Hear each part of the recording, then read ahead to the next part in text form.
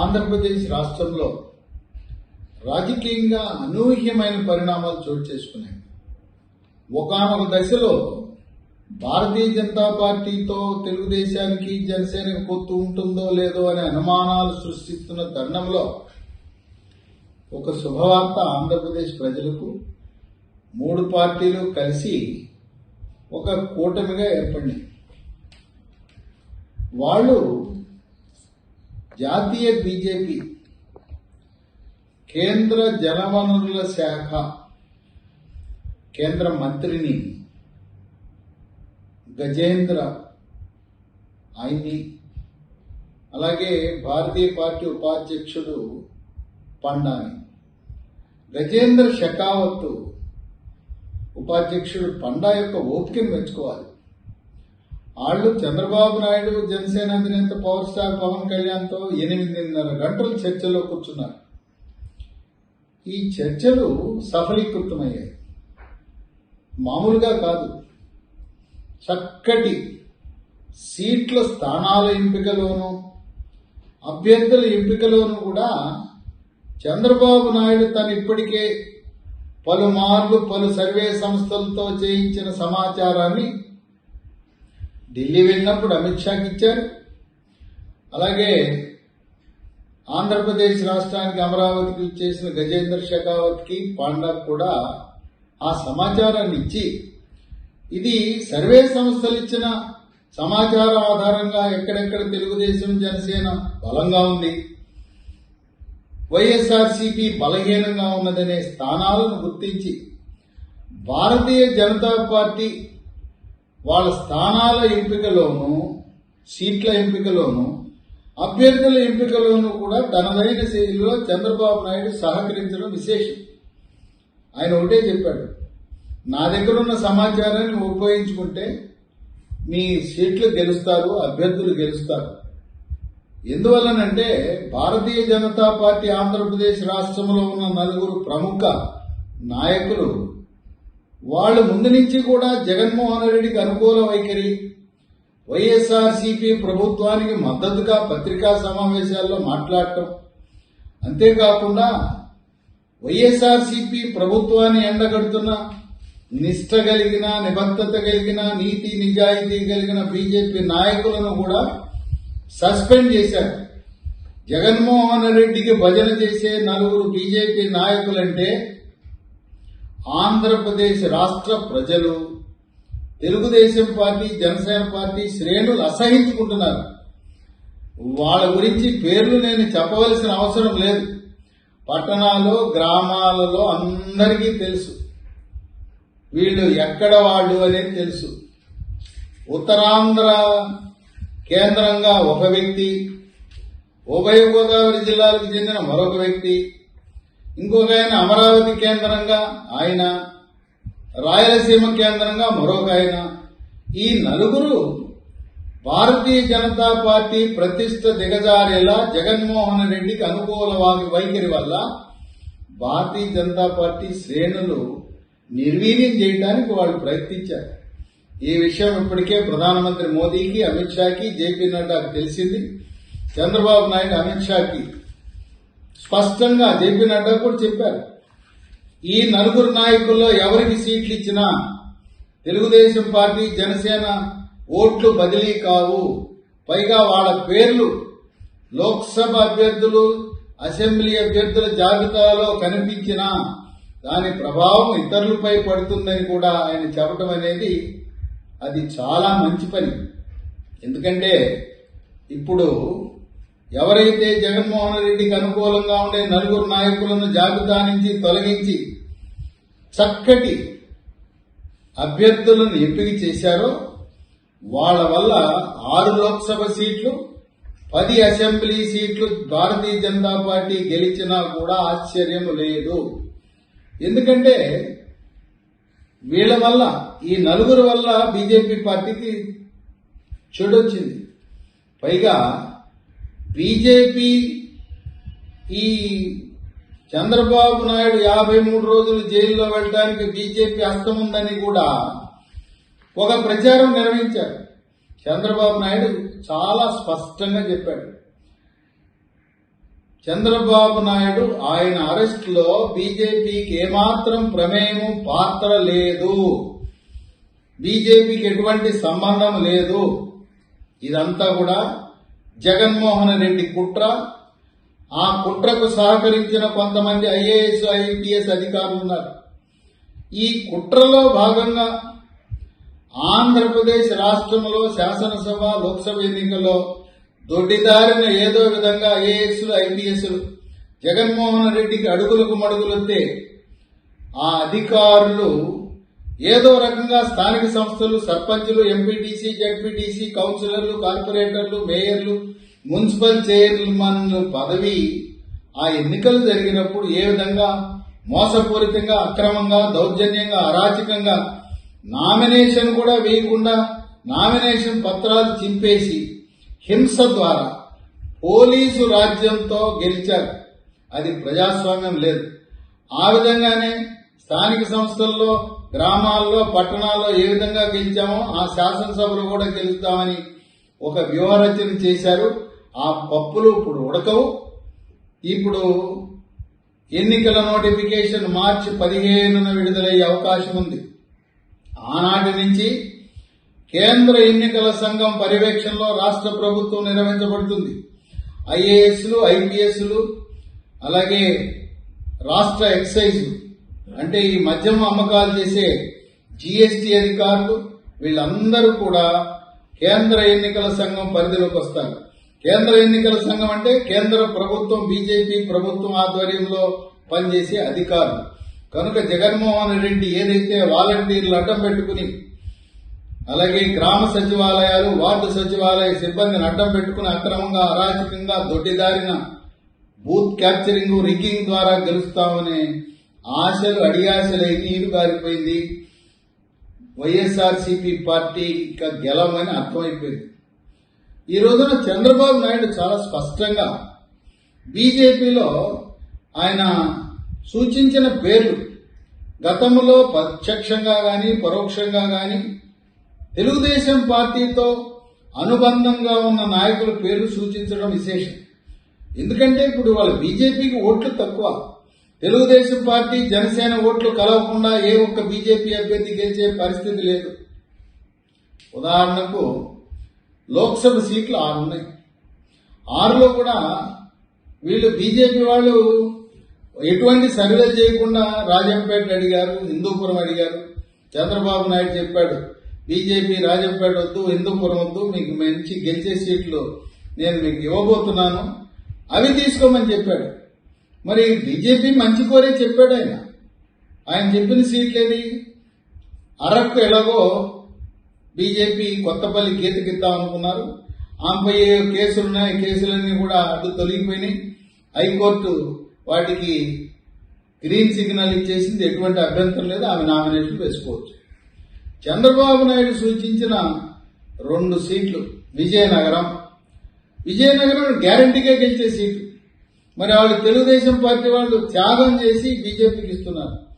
అక్కడ పివిఎన్ మాధవ్ మాజీ MLC, BC సామాజిక వర్గానికి చెందిన వ్యక్తికి బీజేపీ టికెట్ ఇవ్వబోతాం.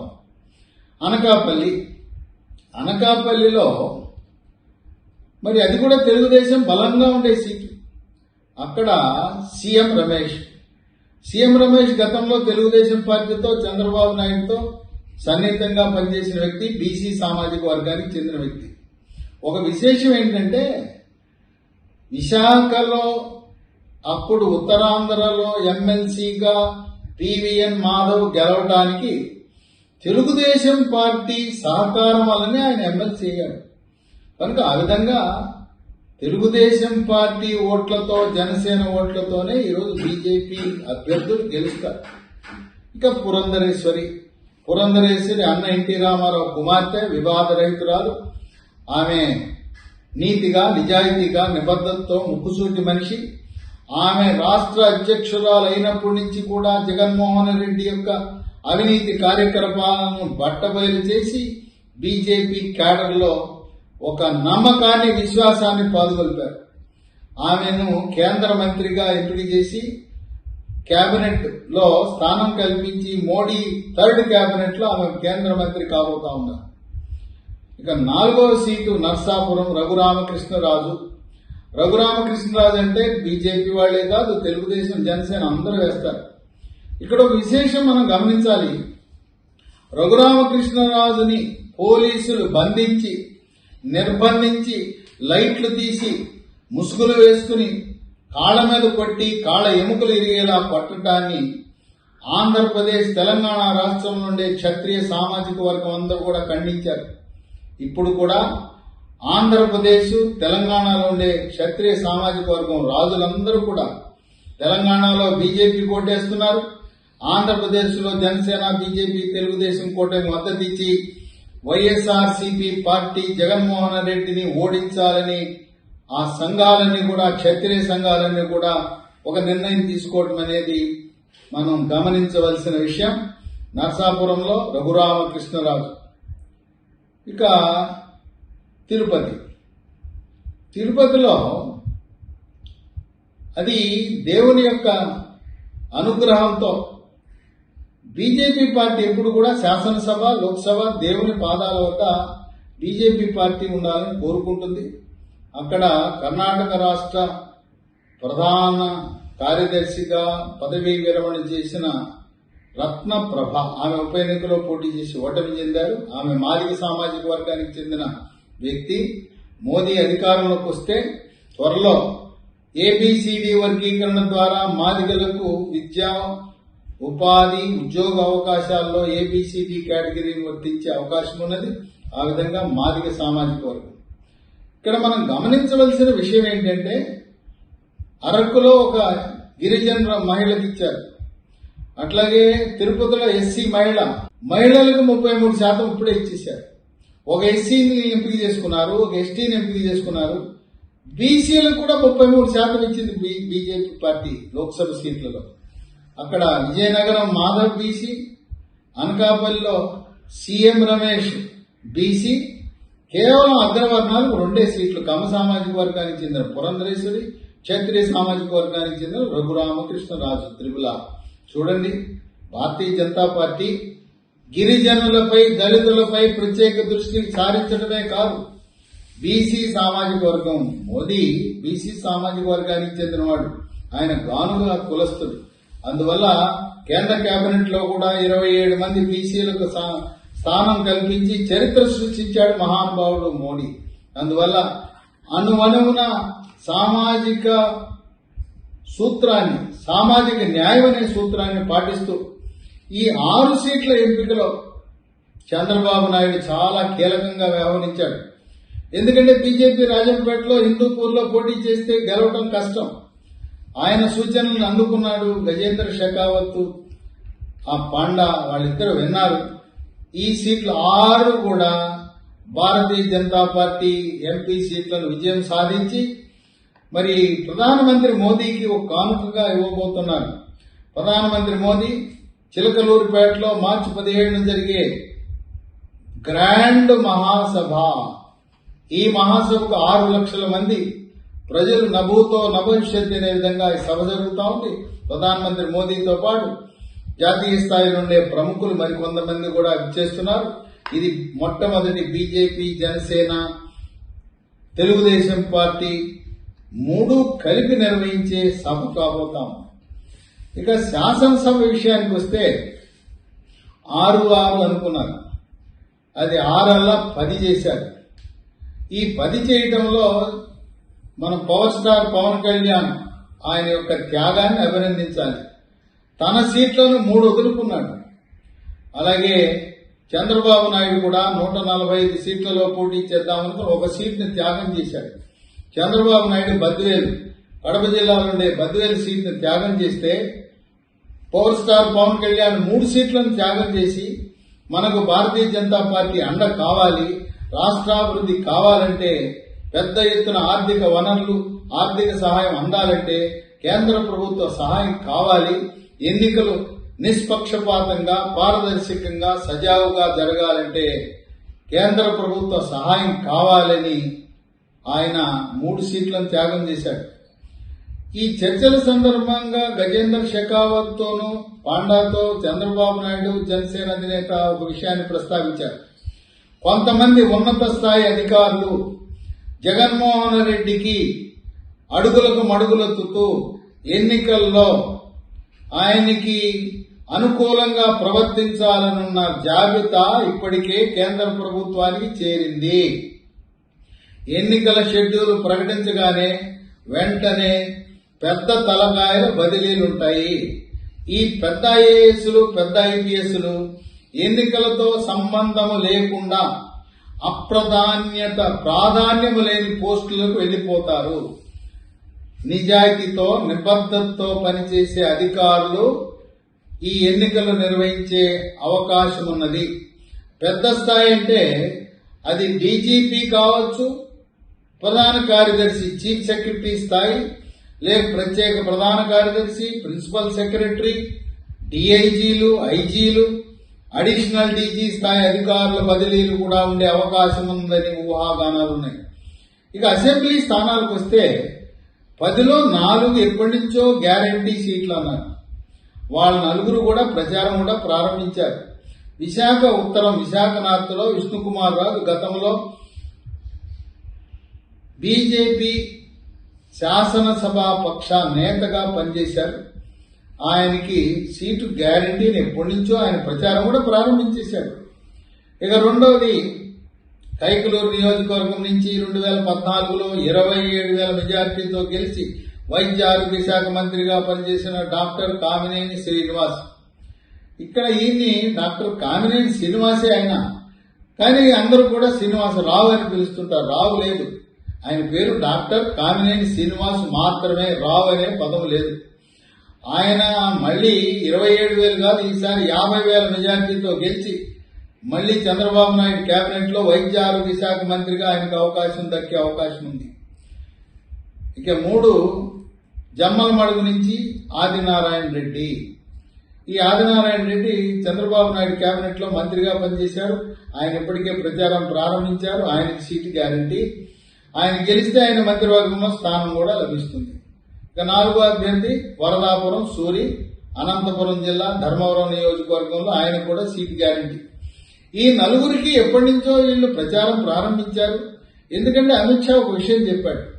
గతంలో ఎమ్మెల్సీగా గాని, ఎంపీగా గాని, రాజ్యసభ గాని, లోక్సభ గాని, మంత్రిగా గాని పనిచేసి మున్సిపల్ చైర్మన్ గా గాని, మేయర్ గా గాని, జిల్లా పరిషత్ చైర్మన్ గాని, ఆప్కాబ్, డీసీసీబీల్లో అధ్యక్షులుగా పనిచేసి రాజకీయ అనుభవం ఉన్న వాళ్ళకే సీట్లు ఇస్తానని అమిత్ షా ప్రకటించడం వల్ల కొత్త అభ్యర్థులకు అవకాశం లభించే అవకాశం లేదు. అందువల్ల ఈ నలుగురికి ఎప్పటి నుంచో గ్యారంటీ అంటున్నారు. వీళ్లలో ఒక విష్ణుకుమార్ రాజు మినహాయించి కామినేని శ్రీనివాస్, ఆదినారాయణ రెడ్డి, ధర్మవరం, వరదాపురం సూరి ముగ్గురు కూడా గతంలో తెలుగుదేశం పార్టీలో ఉండి కొన్ని ప్రత్యేక కారణాల వల్ల బీజేపీలోకి వచ్చారు. ఇవి కాకుండా మరికొన్ని సీట్లు పాడేరులో ఉమామహేశ్వరరావు ఎస్టీ నియోజకవర్గం 1, అట్లాగే విజయవాడ వెస్ట్ని జనసేన పార్టీ త్యాగం చేసింది. ఆ విజయవాడ వెస్ట్ లో బీజేపీ ఇంకా అభ్యర్థిని ఖరారు చేయలేదు. అలాగే జనసేన పెద్ద మనసుతో తిరుపతి సీటు, అక్కడ చిత్తూరు ప్రస్తుత వైఎస్ఆర్సీపీ ఎమ్మెల్యేగా ఉండి రాజీనామా చేసి జనసేనలో చేరిన ఆరణి శ్రీనివాసులకు ఇద్దాం అనుకున్నారు. అది తిరుపతి సీటు కూడా బీజేపీ కొరకు త్యాగం చేసి ఆ సీటును బీజేపీ తరపున భానుప్రకాష్ రెడ్డిని పోటీలో నిలబెట్టాలనే ఆలోచనలో ఉంది. చంద్రబాబు నాయుడు పెద్ద మనస్సుతో బద్వేలు సీట్ని త్యాగం చేసి ఆ బద్వేలు సీట్ని బీజేపీ జాతీయ యువమోర్చా ప్రధాన కార్యదర్శిగా ఉండే సురేష్ కి ఈ సీట్ని కేటాయించబోతా ఉన్నారు. సురేష్ బద్వేలు ఉప ఎన్నికల్లో కూడా భారతీయ జనతా పార్టీ తరఫున పోటీ చేసి ఓటమి చెందారు. ఆ విధంగా సామాజిక న్యాయం పాటించడంలో ముందడుగులో ఉంది భారతీయ జనతా పార్టీ.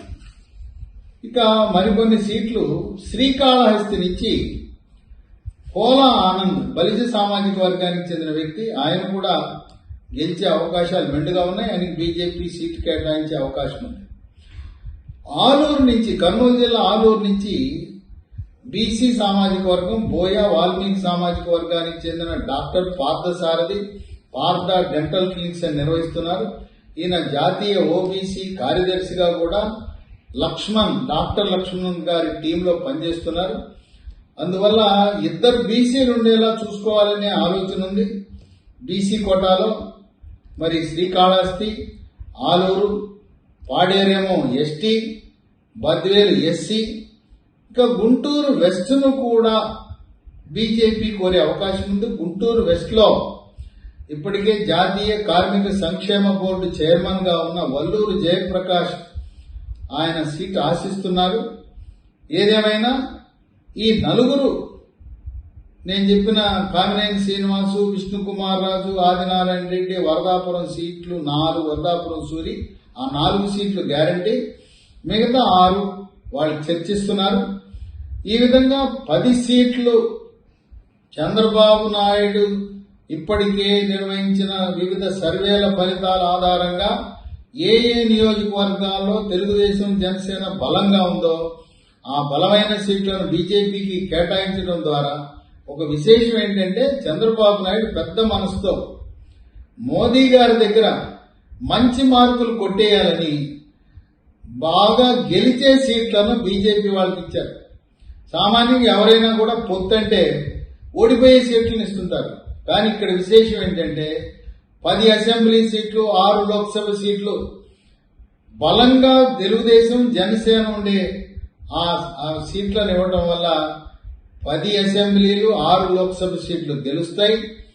2 మంత్రులు రాష్ట్ర కేబినెట్ లో మళ్లీ కామినేని శ్రీనివాసు, ఆదినారాయణ రెడ్డి ఇద్దరు కూడా కేబినెట్ లో అవకాశం కూడా లభిస్తుంది. విశేషం ఏంటంటే జగన్మోహన్ రెడ్డికి అనుకూలంగా ఉండే బీజేపీ నాయకులు ఎవ్వరికీ సీట్లు లభించలేదు. వాళ్ళ పేరు చెప్తే తెలుగుదేశం జనసేన పార్టీ యొక్క ఓట్లు బదిలీ కావని గమనించిన జాతీయ బీజేపీ నాయకత్వం చంద్రబాబు నాయుడు ఇచ్చిన సూచనలన్నీ స్వీకరించి వారు చెప్పిన లోక్సభ సీట్లు, వారు చెప్పిన అసెంబ్లీ సీట్లు, అభ్యర్థుల విషయంలో Bharatiya Janata party MLA, MP అభ్యర్థుల ఎంపికలో కూడా చంద్రబాబు నాయుడు పాత్ర క్రియాశీలకమని విశ్లేషకులు భావిస్తున్నారు. ఏది ఏమైనా ఆంధ్రప్రదేశ్ రాష్ట్రానికి మంచి రోజులు వచ్చినాయి. కొంతమంది కావాలని ఉద్దేశపూర్వకంగా ఇతర పార్టీల వాళ్ళు పోటీ చేస్తే ఓట్లు బదిలీ అవుతాయని రెచ్చగొట్టే ప్రకటనలు చేస్తున్నారు. తెలుగుదేశం పార్టీ కార్యకర్తలు, శ్రేణులు, ఓటర్లు రాష్ట్ర ప్రయోజనాల దృష్ట్యా అమరావతి రాజధాని కావాలని, పోలవరం పూర్తి కావాలని, గుంతల రోడ్లు ఏ ఊరెళ్లినా గుంతల రోడ్లు అటువంటి అభివృద్ధికి నోచుకొని ఆంధ్రప్రదేశ్ రాష్ట్రాన్ని రాష్ట్ర ప్రయోజనాల దృష్ట్యా ప్రతి ఒక్కరూ ఏ పార్టీ నిలబడినా ఒకే లక్ష్యం, జగన్మోహన్ రెడ్డి మళ్లీ ముఖ్యమంత్రి కాకూడదు, వైఎస్ఆర్సీపీ పార్టీ ఓటమి లక్ష్యంగా పనిచేస్తున్నారని పలు సర్వేలు నిర్ధారించాయి. రాబోయే ఎన్నికల్లో 150 సీట్లు జనసేన, బీజేపీ, తెలుగుదేశం పార్టీ సాధించి లోక్సభలో 25 గాను 24 సీట్లలో విజయం సాధించి ఆంధ్రప్రదేశ్ రాష్ట్రం ఒక రికార్డు సృష్టించి ప్రధానమంత్రి మోదీ 3వసారి ప్రధానమంత్రిగా బాధ్యతలు చేపట్టిన తరుణంలో ఆంధ్రప్రదేశ్ రాష్ట్రం నుంచి 3 కేంద్ర మంత్రి వర్గంలో ఉండబోతున్నారు. ఒకరు దగ్గుబాటి పురంధరేశ్వరి, 2 పవర్ స్టార్ పవన్ కళ్యాణ్ ముఖ్యమంత్రికి సమాన హోదాలో ఆయన కేంద్ర మంత్రిగా బాధ్యతలు చేపట్టబోతున్నారు. 3వ మంత్రి ముచ్చటగా 3వసారి హ్యాట్రిక్ కొట్టబోతున్న కింజరపు రామ్మోహన్ నాయుడు, యంగ్ టైగర్, ఆయన కూడా కేంద్ర కేబినెట్ లో స్థానం పొందుతారు. 3 కేంద్ర మంత్రులుండి అధోగతి పాలైన ఆంధ్రప్రదేశ్ రాష్ట్రాన్ని ఆదుకోవటానికి ఎంతగానో సహాయపడుతూ ఎన్నికల్లో గెలవగానే వెంటనే నెల రోజుల్లోనే గుంతల రోడ్లకు మోక్షం కల్పించమని ఆంధ్రప్రదేశ్ రాష్ట్ర ప్రజలు, ఓటర్లు కోరుకుంటున్నారు.